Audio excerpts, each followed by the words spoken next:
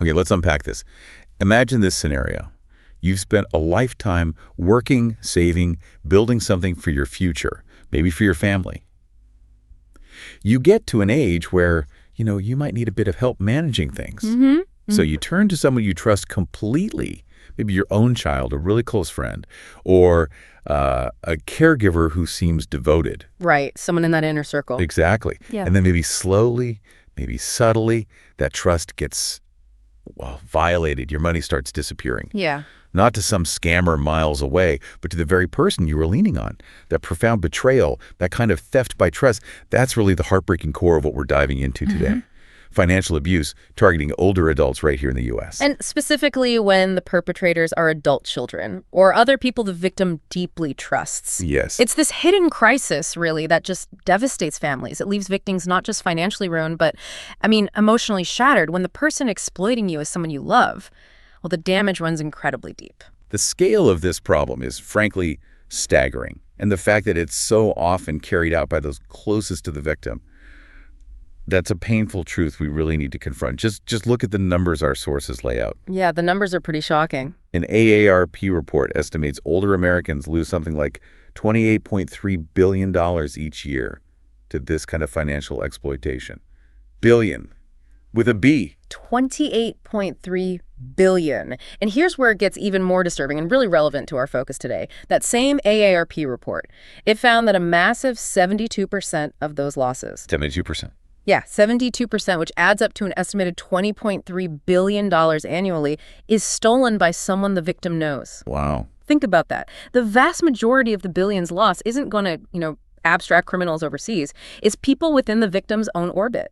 A friend, maybe a paid caregiver, or, as other analyses show, very frequently, a family member. That statistic just fundamentally shifts the narrative, doesn't it? It really does. We're kind of conditioned to fear those stranger scams, the phone calls, the emails. Right, the typical things you hear about. But the greater financial threat, at least according to these reports, seems to be coming from within the trusted circle. And the FinCEN analysis we looked at, it really underscores this.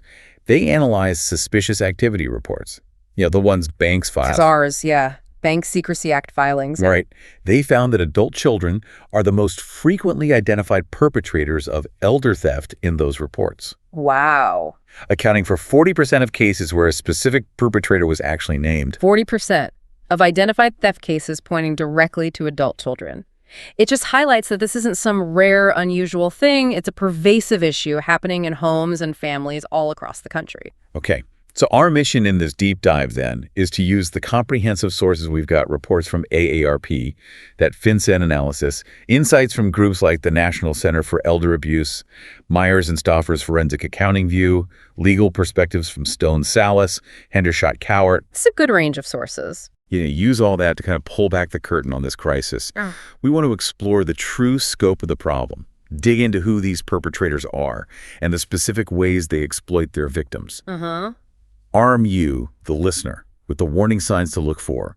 Try to understand why this abuse is so devastatingly underreported. That's crucial. Explore the profound impact on those who suffer it, and, really importantly, discuss actionable steps for prevention and reporting.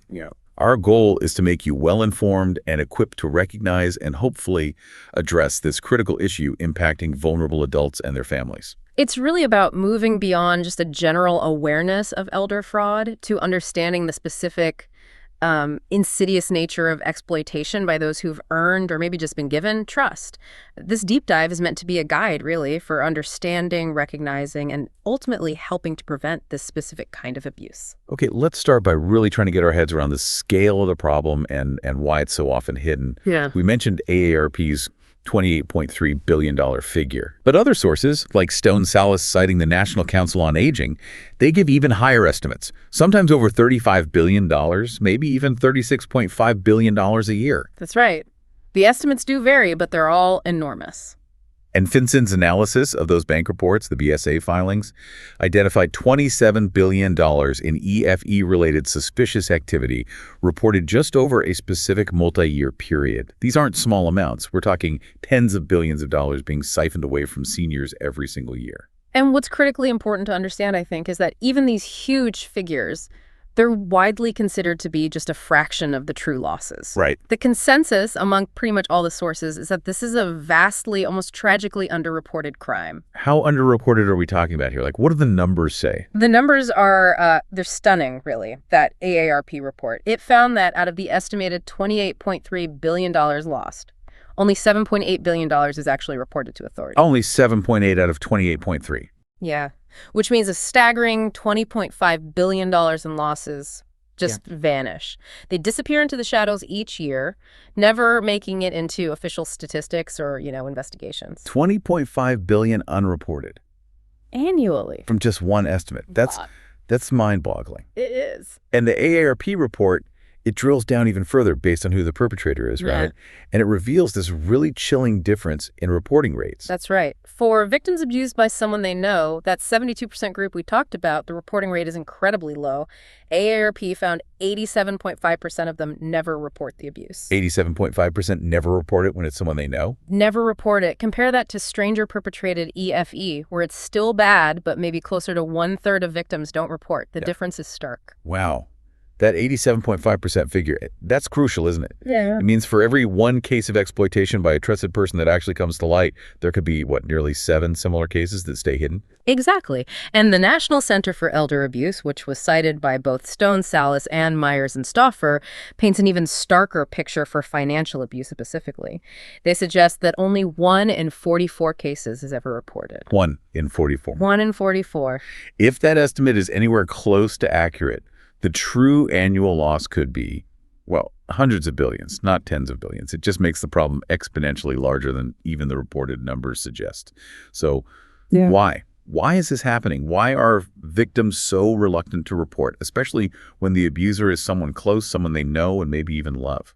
Well, the sources identify this really complex web of reasons. It seems to center around the dynamics of trust, dependence, and shame. Shame seems like a big one. Shame and embarrassment are huge barriers. AARP, Stone Salis, Myers, and Stauffer, they all point this out. I mean, imagine admitting that your own child stole your life savings or that a caregiver you trusted manipulated you. The victim might feel foolish or weak, maybe even responsible in some way.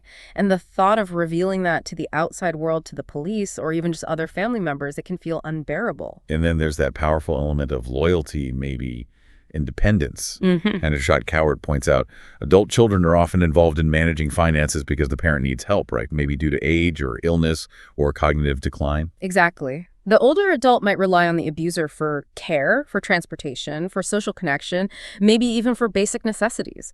So reporting them could mean losing that entire support system, even if it's an abusive one. That fear of being abandoned or neglected can sometimes outweigh the desire for justice or getting the money back. That makes sense. Fear of retaliation must be very real, too. Oh, absolutely. Stone Salis and AARP both highlight this.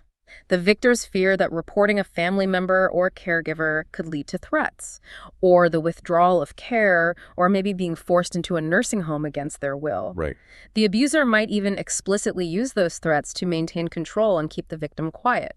And denial. That must play a role. It's got to be incredibly painful for a parent to accept that their child is actively hurting them financially. Definitely. They might rationalize the behavior, they just borrowed it, they'll pay me back, or minimize the losses, or simply refuse to believe it's intentional exploitation rather than just say poor money management. Myers and Stauffer touched on that. And the invisible nature of financial abuse, as Stone Salis called it. That probably makes it easier to hide, doesn't it, compared to physical abuse? For sure. There aren't usually bruises or visible injuries. It's often just transactions or missing statements or unpaid bills, things that can maybe be explained away or blamed on the older adult's own forgetfulness or confusion. Plus, within families, there's that whole tricky dynamic around money itself. HealthLink BC and AARP mentioned this, the blurred lines between what's a loan, what's a gift, what's just helping out, maybe even expectations about inheritance. Right. An adult child might feel a sense of entitlement, especially if they've been providing care or feel the parent somehow owes them something. This can make the exploitation feel less like outright theft and more like a complicated, painful family dispute. Which makes it much harder for the victim and maybe even other family members to actually label it and report it as a crime. Exactly. That ambiguity, combined with the emotional ties and the power imbalances, it creates a sort of perfect storm for the abuse to just flourish unseen. Okay, so let's delve deeper then into who these perpetrators are and the specific methods they use. We know the vast majority are people the victim knows. Yes, overwhelmingly. Myers and Stauffer, citing NAPSA, that's the National Association of Adult Protective Services, state that a staggering 90% of abusers are family members or other trusted individuals. 90%. 90. Stone Salis lists various potential perpetrators: family, friends, caregivers, sometimes even legal guardians like conservators. Conservators, those are court-appointed managers, right, for someone who can't manage their own affairs. Exactly. But Stone Salis confirms that those closest to the victim are the most common abusers. And among those trusted individuals, that FinCEN analysis clearly flags adult children as the most frequently named perpetrators in the elder theft cases reported by banks. Right. And Stordahl Capital Management adds some perspective here. They suggest family members are often the most likely abusers and highlight that adult children might feel entitled, as we said, or maybe they're in a position of power, especially if they're already helping manage finances, or maybe they're struggling financially themselves and see the parents' assets as, well, a solution to their own problems. And these perpetrators, they aren't always using super sophisticated methods, are they? No, not usually. Myers and Stauffer and FinCEN both note that the methods are often, quote, unsophisticated. They rely heavily on the access and the trust that they've already gained through that close relationship. So what are some of the specific methods that the sources describe? How do they actually do it? Well, a really fundamental method, according to Myers and Stauffer, is just the unauthorized use of the elder's income, taking Social Security payments, pension checks, other funds, either taking the money directly or diverting it somewhere else. Just taking advantage of that trust and intimate knowledge? Exactly. Because they're close, they know where the bank accounts are, where important documents are kept, they know the victim's financial habits. It just makes it easier to exploit any vulnerabilities. And misusing a power of attorney, a POA. That seems like a really common and damaging method mentioned. Oh, very common. Credit Counseling Canada gives a good explanation. A POA is that legal document where you, the grantor, give someone else, the attorney or agent, the authority to act for you in financial and property matters. Right. And there's a difference between types, isn't there? Like general versus enduring. Yes. A general POA usually ends if you become mentally incapable. But an enduring or continuing POA, that's the key one here. It stays effective, even if you lose capacity. And that's where the risk really escalates, because the older adult might no longer be able to monitor what the attorney is doing with their finances. And the attorney, the person given that power, they have clear legal duties, right? They have to act in the grantor's best interest, be honest, keep records. Absolutely. Those duties are a clear act in the best interest, honestly. Keep proper records, exercise diligence. But, as Credit Counseling Canada explicitly warns, this power is frequently abused. How so? Well, it can include improper spending of the elder's funds for the attorney's own benefit, outright stealing money from accounts, or taking control of and misusing benefits like Social Security or pension payments. Hendershot-Powart also mentions using coercion or pressure just to get the older adult to sign over that POA authority in the first place. So the very legal tool designed to help manage finances can become a tool for exploitation if it's put in the wrong hands. Precisely. Other methods include just outright fraud, hiding assets, secreting funds away, or appropriating the elder's money or property. Well, financial neglect is another one. Yeah. That's recognized as abuse in some places. Yes. Stone Salis gives examples from state laws like Oklahoma, Pennsylvania, Florida. It's defined there as failing to use the elder's own available resources to provide for their basic needs: food, clothing, medical care, housing, even though the abuser has control of their money. That's a critical distinction. It's not just failing to provide care out of their own pocket, it's failing to use the victim's own money for their care. Exactly. Right. Other tactics mentioned across the sources include things like repeatedly pressuring the older adult for money or taking loans with no intention or means of repaying them, as HealthLink BC noted. Selling off major assets like a parent's house and just keeping the money, that sounds devastating. It is. Myers and Stauffer had that case study example. The daughter who took over $370,000 from her widowed mother's $450,000 land sale, spent it on herself, left her mother with almost nothing. That's a stark illustration. Yeah, I remember reading that. Horrifying. Or there's that insidious control tactic HealthLink BC described, where an adult child or caregiver takes the parent's pension check and then makes the parent ask them for money back. It establishes this complete power imbalance where the elder is basically begging for their own money. Wow. And forcing or tricking seniors into signing documents? Yep. Like changing wills or contracts? Yes, that's another key method highlighted by HealthLink BC and Hendershot-Cowart, getting them to sign or change contracts, wills, trusts, or even just the beneficiary designations on bank accounts or insurance policies. Adding their own name to the elder's bank accounts seems like a direct route to access funds, too. Absolutely. Or changing beneficiaries to ensure they inherit everything. Myers and Stauffer and Hendershot-Cowart both mention those. And just direct theft, like unauthorized withdrawals. Yeah, using ATMs, transferring money between accounts, or simply writing checks to themselves or for their own bills using the elder's funds. Often involves forging signatures, according to Myers and Stauffer and Hendershot-Cowart.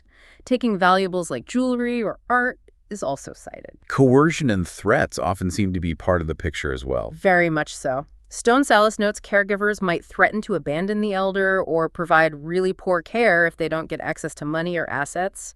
Family members might threaten to put the elder in a nursing home unless they hand over control or sign documents. That's awful.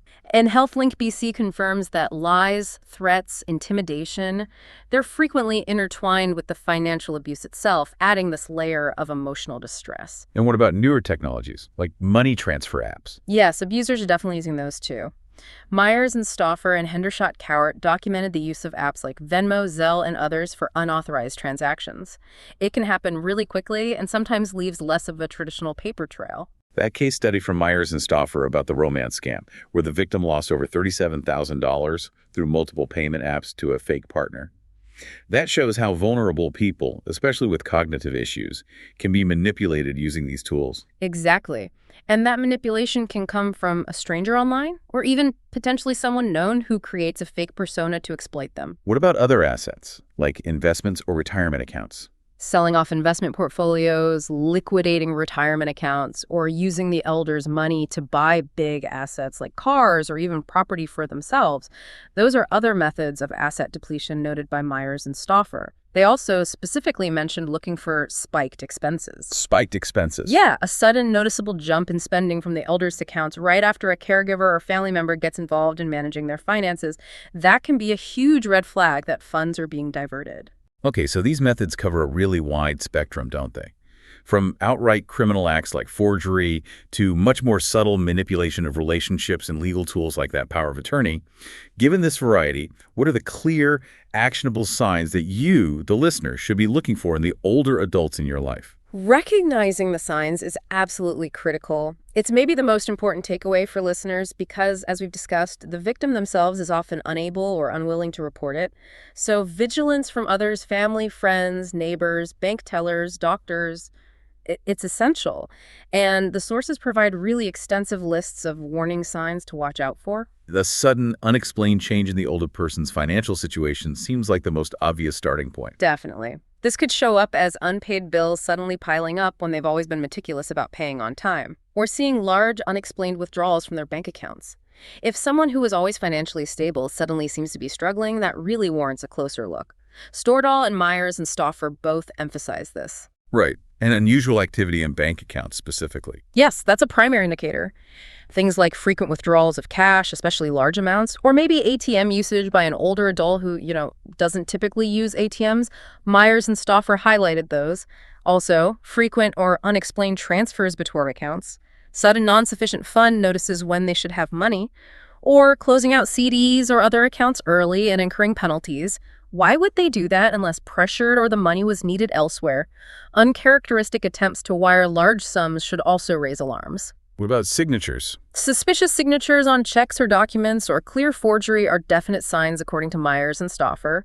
Also, watch out for checks written as loans or gifts to family members or caregivers that aren't really documented or seem unlikely to be repaid. HealthLink BC noted this can be exploitation disguised as just borrowing. And a really big red flag, I imagine, is if the mail changes, like bank statements stop arriving. Huge red flag. If the elder's bank statements suddenly stop coming to their home address, or if the address or names on their accounts are changed without their clear understanding or consent. Myers and Stauffer detail this. It often means the abuser is intercepting the male to hide what they're doing. That classic sign of, like, new best friends suddenly showing up, or unfamiliar people getting really involved in the elder's life and finances, maybe taking them to the bank. Highly suspicious. Stortell and Myers and Stauffer mention this as a common tactic to isolate the elder and gain access to their finances. And isolation itself is a warning sign, isn't it? If they're cut off from established friends and family. Yes. Abusers often try to control the elder's social contacts to prevent others from noticing things or interfering. If a relative or caregiver is actively avoiding or discouraging visits from other family members, that could absolutely be a tactic to hide abuse. Stortell and Hendershot-Cowart noted that one. Unexpected changes to important documents, like wills or trusts, especially if it happens quickly after someone new gets involved. Definitely should be viewed with suspicion. Stortell and Hendershot-Cowart both flag that. Why the sudden change? Who's benefiting? And what about physical signs? Can you sometimes see the impact? Yes, sometimes.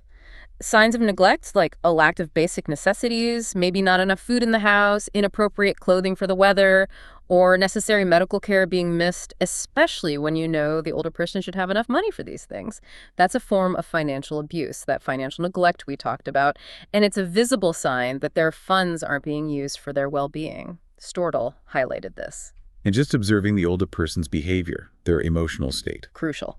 If they seem confused, fearful, anxious, withdrawn, maybe reluctant to talk about their finances, or if they become visibly uncomfortable when a particular person, the suspected abuser, is present, or even just when financial topics come up.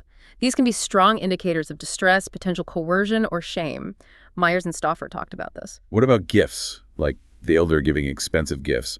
Yeah, expensive gifts from the elder to a caregiver or relative that seem really out of proportion to the elder's means, or maybe feel somehow forced or coerced. That's another potential warning sign of undue influence or pressure, as Hendershot-Cowart points out. Okay, and very specific things, like seeing debit card charges at stores or restaurants when you know the older person is homebound. Exactly. Hendershot-Cowart mentioned that one. It clearly indicates someone else is using their card without permission. And it's important to remember, right, that folks with cognitive impairments, like dementia, or maybe physical limitations that make them dependent on others, they're particularly vulnerable targets. Absolutely. Sources like Stortell and Myers and Stauffer, citing APSA, explicitly identify them as being at higher risk for this type of exploitation. Okay, so the signs are varied. They cover everything from bank statements to emotional state. It really requires careful observation and maybe a willingness to ask uncomfortable questions. It does, because the consequences for victims are just devastating. They extend far, far beyond just losing money. Absolutely. Let's talk about that impact. It's profound and often irreversible, isn't it? Yeah. The most immediate thing is just financial ruin, financial destitution. Right. Victims can lose their entire life savings. They might become unable to afford basic necessities, housing, food, utilities. Stone Salas and Myers and Stauffer stress this can make it impossible for them to afford necessary medical treatment, medications, or any future long-term care they might need.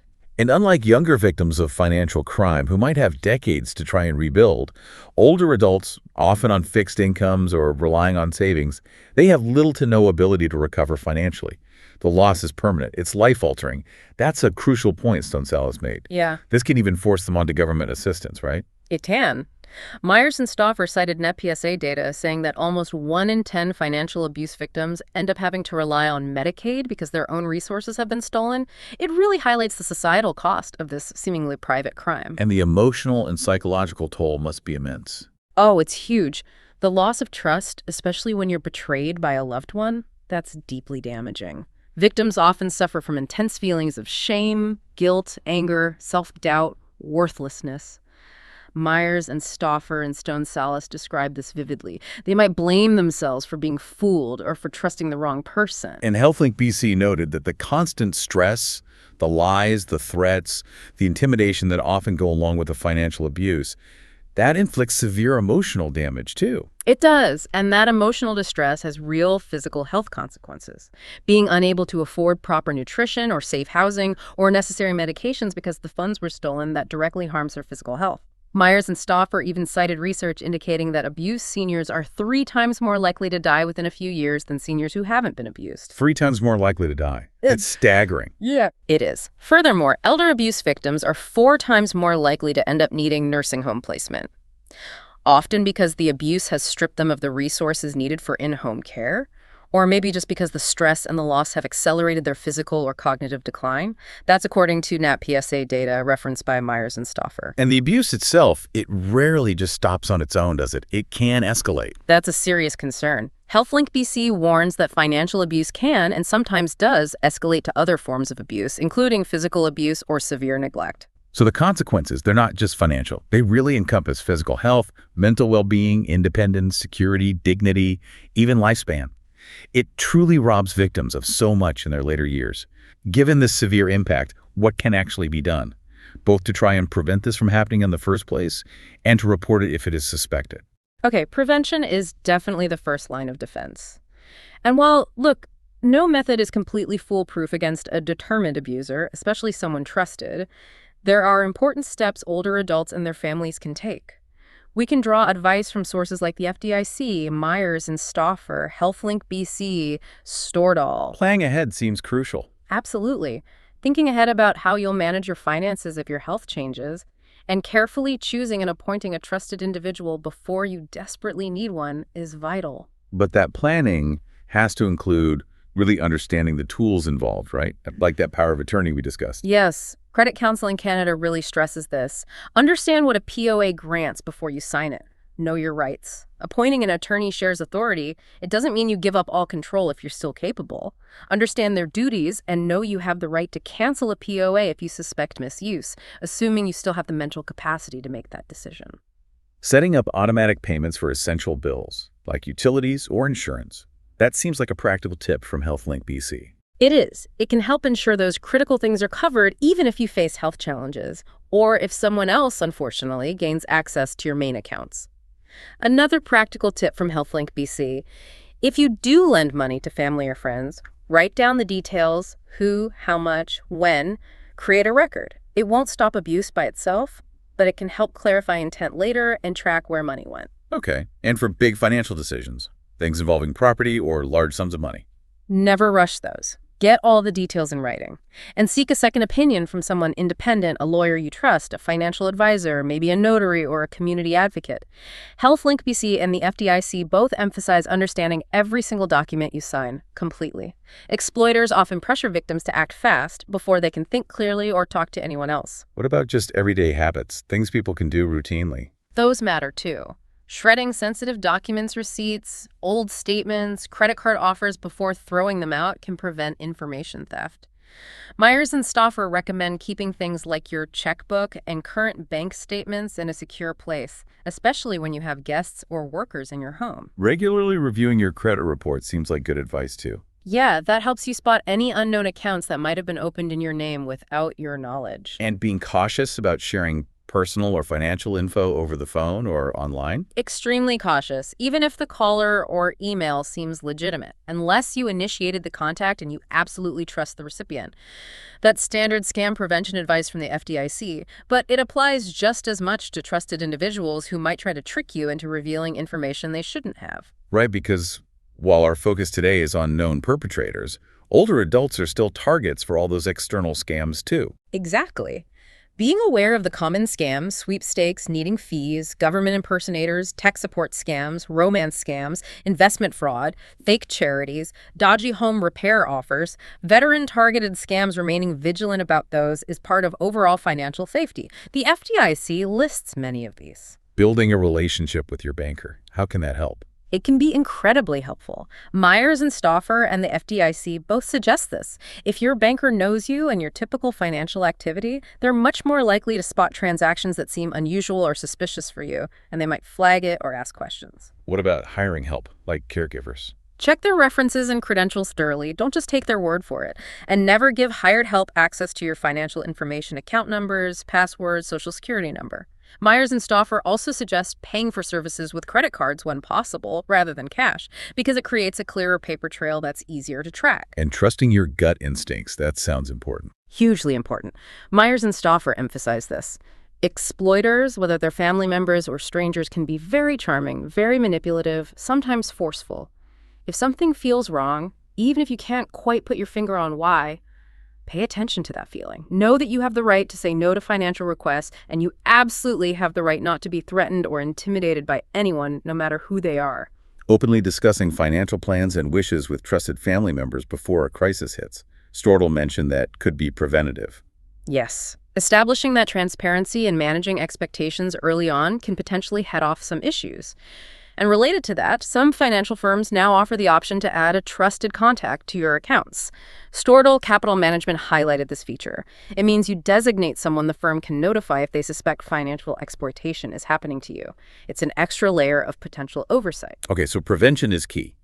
But if you do suspect that abuse is happening, or maybe has already happened, knowing how and where to report it immediately is absolutely critical. All the sources agree on the urgency here. Absolutely. If there's any immediate danger of physical harm, the first step is always call 911.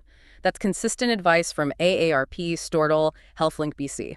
Okay, but for suspected financial exploitation where there's no immediate physical threat, what's the primary reporting channel in the U.S.? Typically, it's Adult Protective Services, or APS, in your local area. APS agencies are the ones responsible for investigating allegations of abuse, neglect, and exploitation of vulnerable adults. AARP and Stortle point people towards the National Association of Adult Protective Services website. You can usually find your local agency contact there. Should you also contact the police? Yes, you should also contact your local police or sheriff's department using their non-emergency line. Financial exploitation is a crime. Law enforcement can investigate and potentially pursue criminal charges. Hendershot Coward and Stortle both mention this. What about exploring legal options, getting money back or stopping the abuse through the courts? That's important too. You can contact your district attorney's office or perhaps local legal aid societies. They can offer guidance on potentially prosecuting the abuser, maybe getting protective orders, or pursuing civil lawsuits to try and recover stolen assets. That advice comes from AARP and Consumer Financial Protection Bureau resources. Hendershot Cowart specifically recommends consulting an attorney who specializes in probate or guardianship law if you're considering court actions, like challenging a POA or seeking guardianship to protect the elder's assets. Is there a national hotline or resource? Yes. There's the U.S. Department of Justice's National Elder Fraud Hotline. The number is 833-372-8301.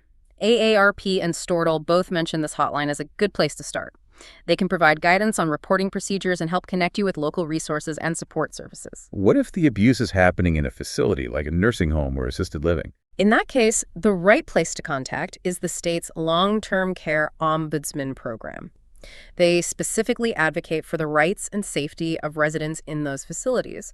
AARP and Stortle point this out. And don't forget the financial institutions themselves. Right. Contact the bank. Yes. Contact the bank, the credit union, the brokerage firm, the credit card company involved. Alert them directly to the suspected abuse. They can review the account activity, potentially freeze accounts to prevent further loss, maybe even reverse recent fraudulent transactions, or help in efforts to recover funds. Stortle and Credit Counseling Canada both stress this as a key step. When you make a report, is it better to wait until you have all the evidence? Ideally, you'd have information, ready dates, times, locations, names, what happened, the victim's health status, any evidence like bank statements. But the crucial advice is, don't delay reporting just because you don't have every single detail perfect. Getting the authorities involved quickly is the most important thing. They will guide you through the process of gathering more information. And Credit Counseling Canada added an important point about the victim's mental capacity, didn't they? Yes. If the victim is mentally capable, they have the right to cancel a power of attorney they previously granted. They can demand a full accounting of all transactions from the person who held the POA, and if theft occurred, they can call the police themselves. But if they're not mentally capable? Then if someone else has evidence of mismanagement or theft by the attorney or guardian, they should contact the authorities, often the local office of the public guardian and trustee, or whatever the equivalent agency is in that state or province. That agency can investigate and potentially take legal action through the courts to protect the incapable person. Okay, so the legal and reporting avenues, They're complex, but they do exist to provide protection and recourse.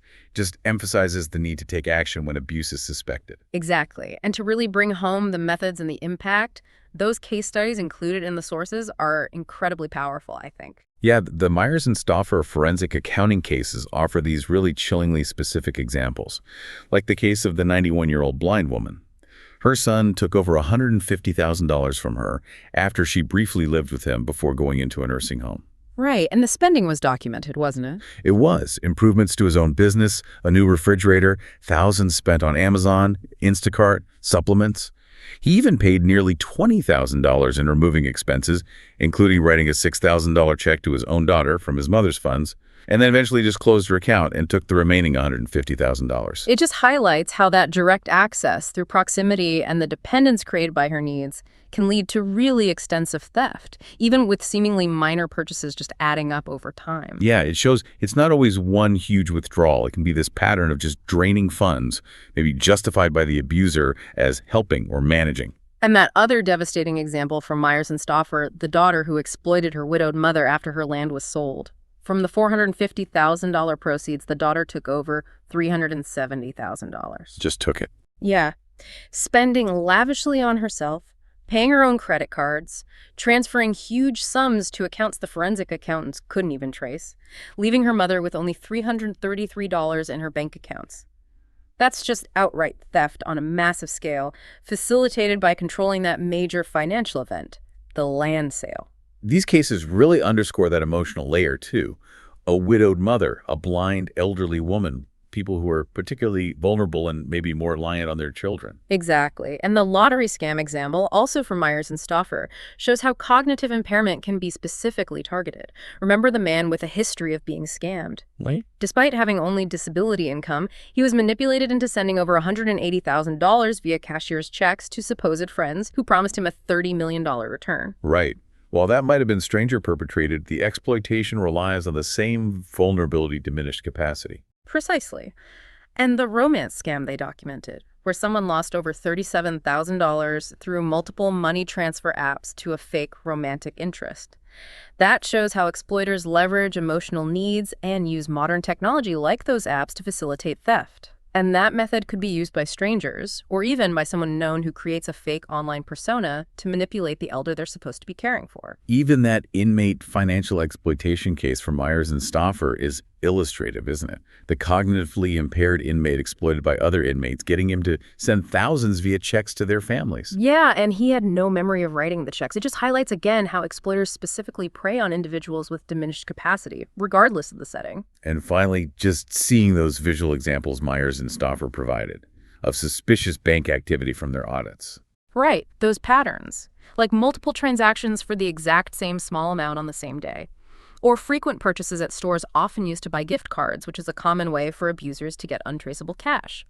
These concrete patterns are exactly what financial professionals and vigilant family members can look for as potential red flags. These examples really bring the abstract statistics and methods into sharp focus, don't they? They demonstrate the real-world impact and often the surprisingly unsophisticated nature of the transactions when they're done by people who already have that direct access. They really remind us that the tactics are varied, but the underlying mechanism is almost always the same: the exploitation of trust, or access, or vulnerability, or diminished capacity. Okay, so to try and sum all this up. Elder financial exploitation is a massive, devastating crisis here in the U.S.